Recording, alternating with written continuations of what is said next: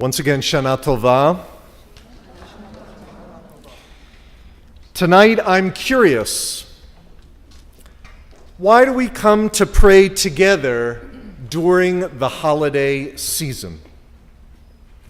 Later on this evening, we'll be privileged to hear from Uri and Luciana Scher and from Stuart Perlman.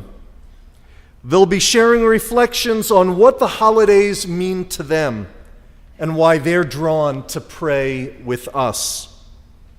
My hope is that their sharing will inspire your own sharing on this subject, particularly during the oneg following tonight's service. I stand before you tonight not just as your rabbi, but also as a fellow searcher.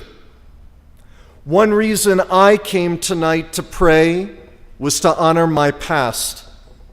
I have fond memories of sharing these holidays with my late paternal grandmother, Sylvia.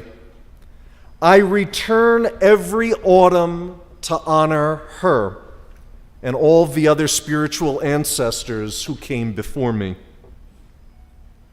I also pray tonight to mark the passage of time. Life's challenges are mitigated, for me, by the ability to say that each day, week, month, and year matter. And one way I honor that is by pausing to mark the moments. In our secular lives, we bend over backwards to do that with birthdays and anniversaries and graduations. Judaism gives us other reasons to bless the moment by saying, "This time is significant." So I pause and come tonight to sanctify the arrival of a new year. I also pray for inspiration regarding my place in the world. What responsibilities do I have to my friends and neighbors? What Jewish values can I draw on to be a better stakeholder in our fragile democracy? And where do I stand with God? That's why I've come here this year tonight, to honor my past, to mark the passage of time, and to seek inspiration. Of course, the desire to connect to others and to something bigger than ourselves isn't just stirred during these 10 days. It's a void waiting to be filled within us throughout the year. You came here tonight in search of something. I affirm the value of that search, and I invite you to continue that search with us week in and week out throughout the rest of the year on Shabbat. Our Judaism gifts us with the opportunity to reflect and grow all year long, not just during these 10 days. Cantor Becker and I are doing our part to make our Shabbat worship and programming even more creative and meaningful in the year ahead. We're going to gently experiment with new forms of prayer that will occasionally integrate justice or yoga or the ethical reflections of Musar into what we do here.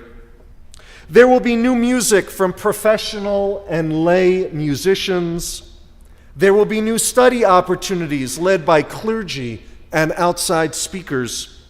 And of course, there will be new opportunities to share delicious food and meaningful conversation with one another too.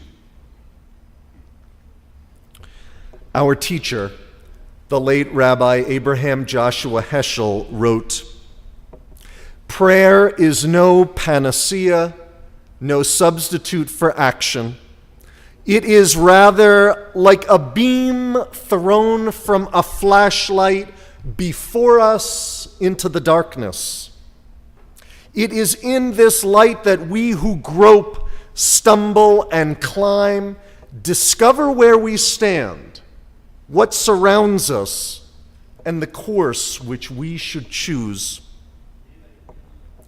We are so glad that you're here tonight. But after Yom Kippur, don't be strangers. You matter to us, and your presence here matters to us. Heschel spoke of stumbling and of climbing.